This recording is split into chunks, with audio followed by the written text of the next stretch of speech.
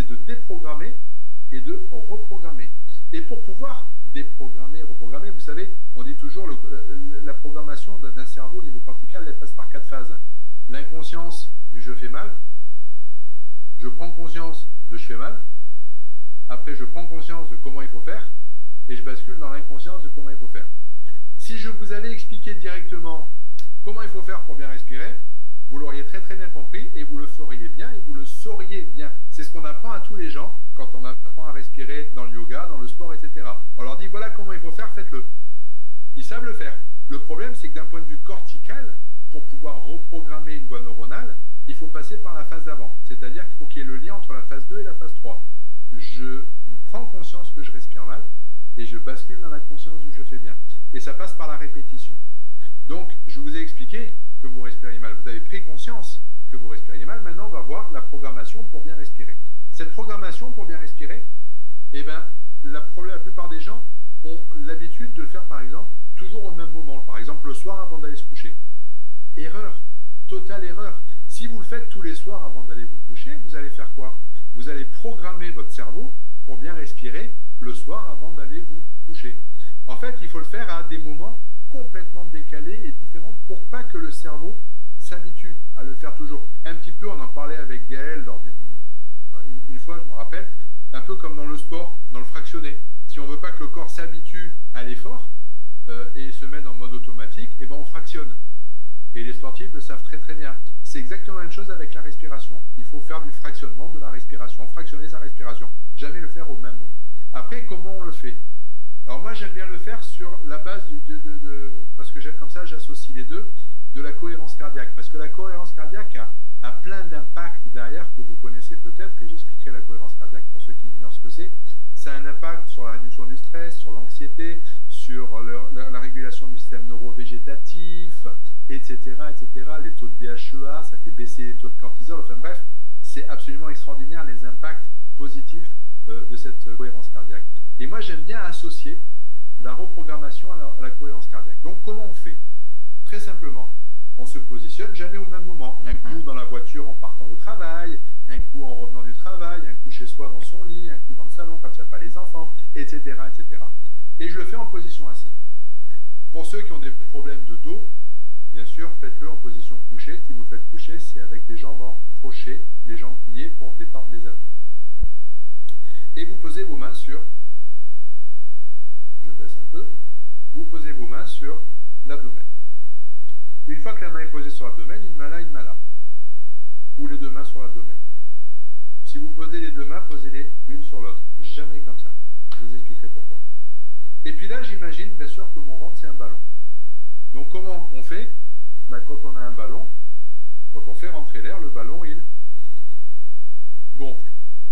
Et quand on vide l'air, le ballon dégonfle. Le ballon, il gonfle. Je vous montre. Le ballon dégonfle. En aucun cas, ça bouge. Ça, c'est pas la programmation. C'est juste la prise de conscience du mouvement. Une fois que j'ai compris ça, je ferme les yeux. Pourquoi je ferme les yeux? Pour me remettre dans le moment présent. Parce que si j'ai les yeux ouverts, je commence à regarder ce qu'il y a autour de moi. Le temps qui passe, les toiles d'araignée au plafond, les bourres de poussière par terre, les enfants qui jouent dans le jardin, etc., etc. Et dès que je regarde ailleurs, mon attention est focalisée sur autre chose, eh ben, je vais commencer à penser au passé, au futur ou aux autres. Je vais commencer à me dire, tiens, j'ai oublié de passer le loup pour nettoyer les toiles d'araignée au plafond. Je pense donc au passé. Il va donc falloir que je le fasse. Je pense au futur. Le stress monte, etc., etc. Donc je ferme les yeux pour ne pas être sollicité par tout ça. Mais je peux fermer les yeux et continuer à cogiter. Certains disent 60 000 pensées par jour. C'est énorme. Donc vous imaginez qu'on n'arrête pas de cogiter. Donc pour arrêter cette cogitation permanente, ben, je vais me focaliser sur une chose très basique, le temps. Je focalise mon attention sur le temps. Et je vais focaliser mon attention, et c'est là où je me cale sur la cohérence cardiaque, sur un rythme de 10 secondes. Inspire, expire, 10 secondes. La seule différence que je mets avec l'exercice de cohérence cardiaque, et qui est pour moi fondamental, on en a parlé François, c'est que je vais insister un petit peu plus ou non, avec Gaël, on a parlé, je vais insister un peu plus sur l'expiration. Pourquoi? Parce que l'expiration, c'est là où tout se détend. C'est là où le système neurovégétatif se ralentit. C'est là où le rythme cardiaque baisse. C'est là où, je veux dire, tout s'équilibre. Et en fait, ce système neurovégétatif est très très important dans cette respiration. C'est lui qui régule. Pour ceux qui ne connaissent pas le système neurovégétatif, très rapidement, je parle un peu plus vite pour avoir le temps. Le système neurovégétatif, c'est tout simplement le système nerveux autonome de notre corps. L'accélérateur et le frein. L'accélérateur, l'orthosympathique, le frein, le parasympathique. C'est un système qui se trouve, c'est des ganglions qui se trouvent et des racines et des nerfs qui se trouvent soit au niveau crânien, soit au niveau dorsal, soit au niveau sacré. Et c'est eux qui régulent tout notre système de vie autonome. Le rythme cardiaque, les poils qui se hérissent, le péristaltisme intestinal, les contractions urinaires ou au niveau de l'utérus, etc., etc., etc. Et tout ce système, dès qu'on va travailler sur cette respiration, sur cette cohérence cardiaque, va se rééquilibrer.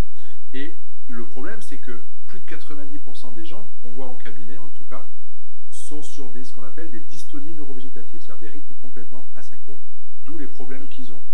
Et dès que vous travaillez sur cette respiration, vous régulez ce système neurovégétatif qui vient se normaliser. Donc, je me mets comme ça, les yeux fermés, et je focalise sur ces 10 secondes. Et qu'est-ce que je fais? Je fais donc 3 secondes d'inspire, peut-être 4, et le reste,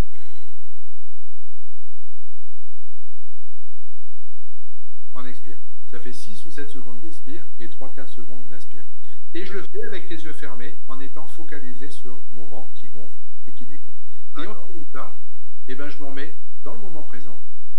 Je fais taire toutes les pensées parce qu'on ne peut pas focaliser son attention sur 2 choses en même temps. Toutes les pensées cessent et je régule tout mon système neurovégétatif. Et surtout, on ne peut reprogrammer une voie neuronale qu'en étant dans le moment présent.